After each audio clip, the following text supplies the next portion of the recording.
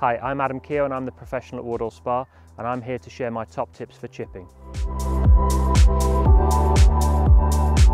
First piece of advice we've got here for you today is trying to strike the ball properly so when we're around the green. Generally we've got to get the ball a little bit up in the air and rolling across the green surface when we're chipping. So we need to try and control where the club starts to hit the ground.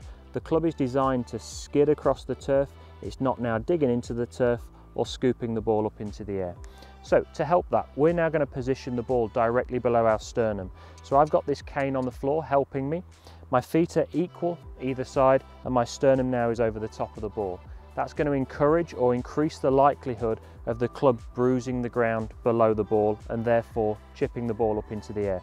So I'll demonstrate here. My sternum now is over the top of the ball and I'm now starting to move to increase the likelihood of chipping the ball into the air.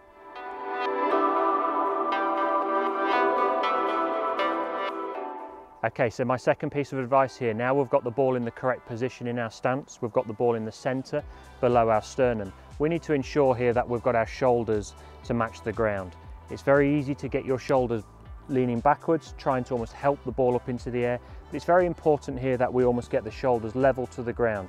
The feeling here of almost the lead shoulder, in my case I'm right-handed, my left shoulder, the left shoulder feels like it's a little bit lower. I'm now level to the ground. That's going to increase again my chances of starting to connect with the ball below the equator and therefore chipping it into the air. And if I just demonstrate now, my left shoulder now feeling lower to the ground, I'm now in a position where I can start to elevate the ball into the air.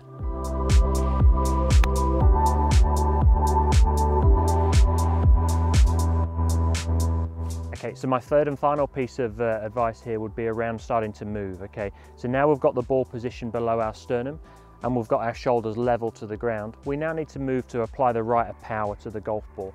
So what I want us to try and feel here now, with our armpits almost connected to our rib cage starts to almost control the swing. Our rib cage opens, our rib cage closes, gauging the right amount of speed onto the golf ball and therefore towards our hole.